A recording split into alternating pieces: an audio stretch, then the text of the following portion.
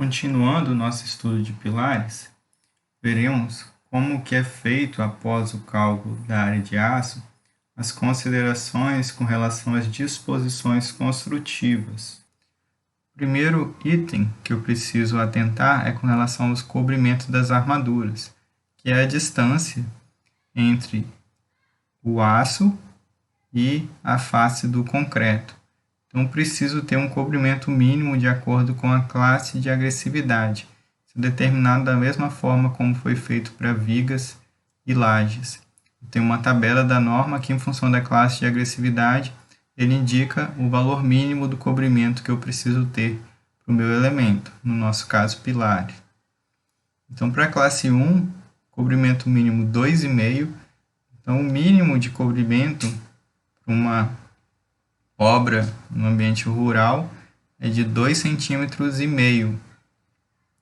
Classe 2, 3. Classe 3, 4. Classe 4, 5 centímetros. Já seria em indústrias. Então, preciso atentar sempre para esses cobrimentos mínimos, porque influenciam na durabilidade do nosso pilar. Ele é garantido através de espaçadores que são colocados na execução. A nossa armadura longitudinal, que é determinada através do dimensionamento, nós encontramos um valor de centímetros quadrados e aí eu tenho que transformar isso numa bitola e uma quantidade. Aí a norma traz que o diâmetro mínimo que eu posso adotar para a armadura longitudinal dos pilares é de 10 milímetros. E a maior bitola é a largura do pilar, menor largura, dividido por 8.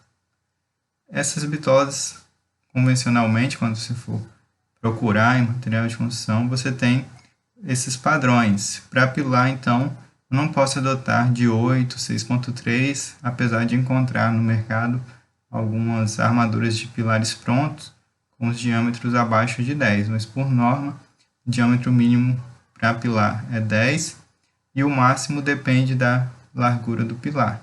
Geralmente, até no mercado você encontra de 25 até 10, 32 só se fosse obra industrial, que seria uma bitola muito grande para as obras convencionais. Para as residências, geralmente fica entre 10 e 16 milímetros para utilizar como armadura longitudinal dos pilares.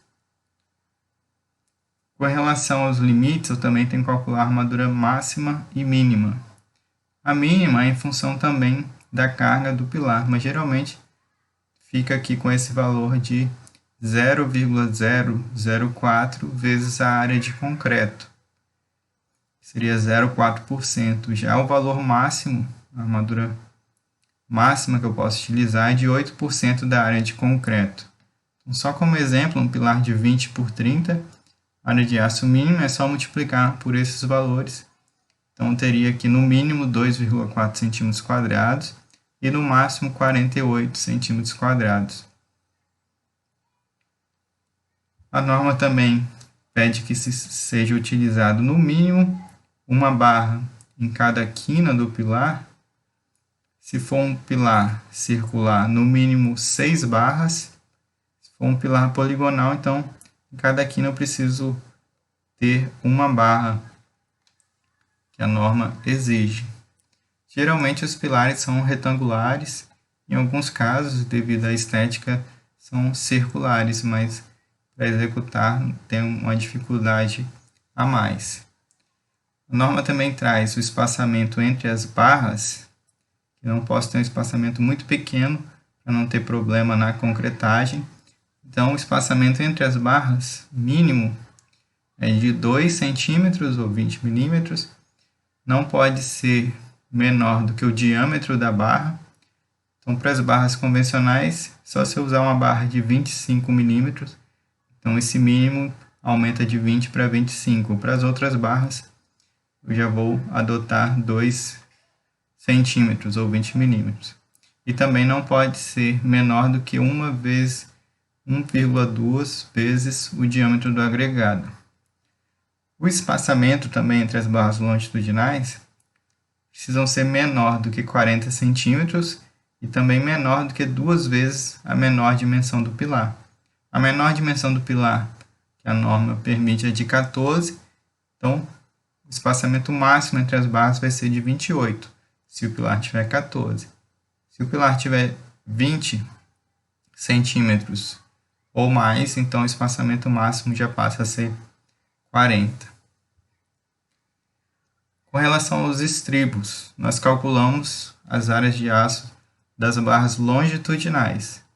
Para os estribos, ela vai ser em função dessa barra longitudinal que foi calculado.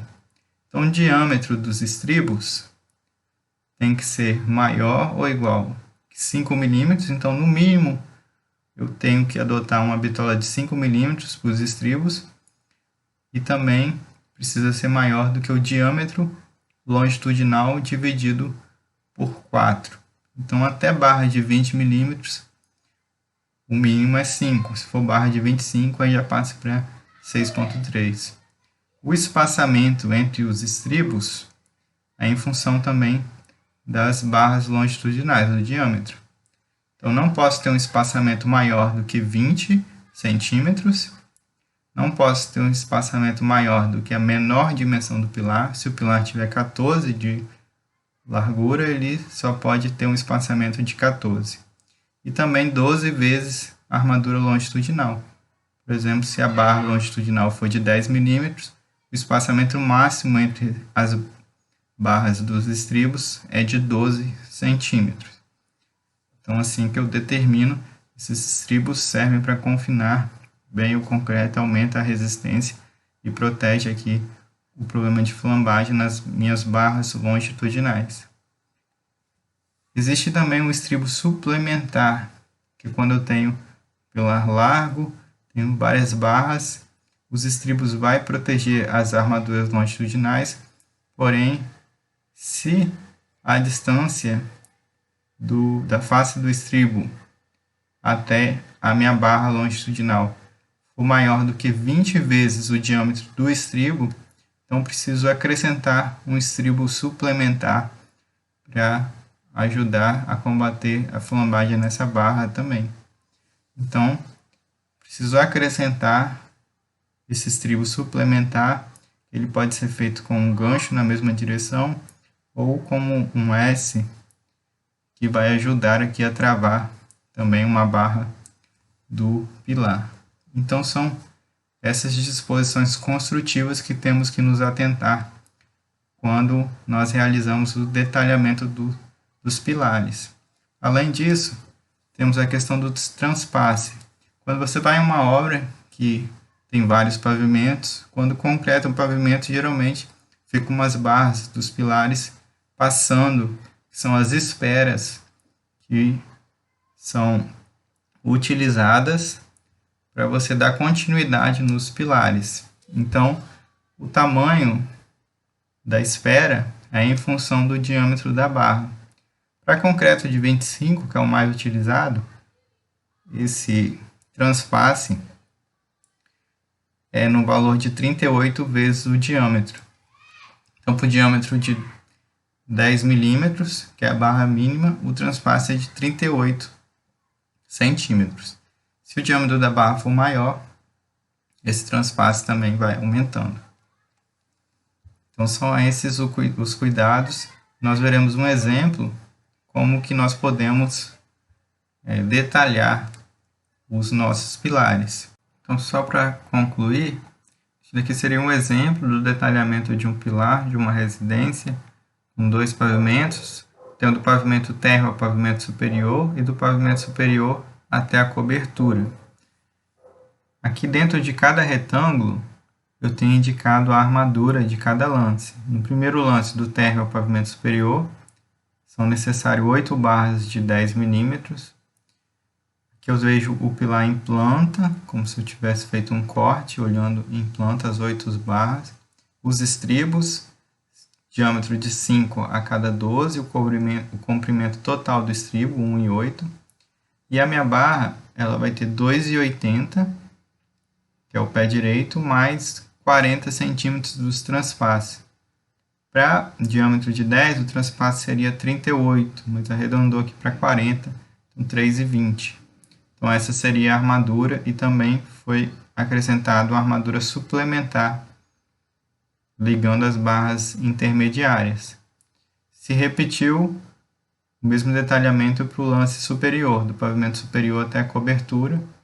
Só a barra longitudinal, que como esse é o último pavimento, não tem o transpasse, eu tiro aqui, o valor vai ser de 2,80 menos o cobrimento, que no caso aqui era 3 centímetros, por isso 2,77. E abaixo do térreo eu tenho a indicação da armadura, que vai da sapata até o pavimento térreo, também deixando um transpasse.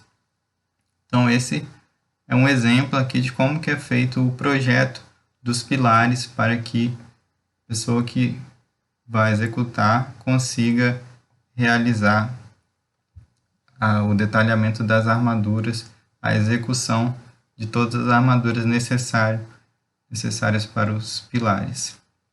Bom estudo aí para vocês.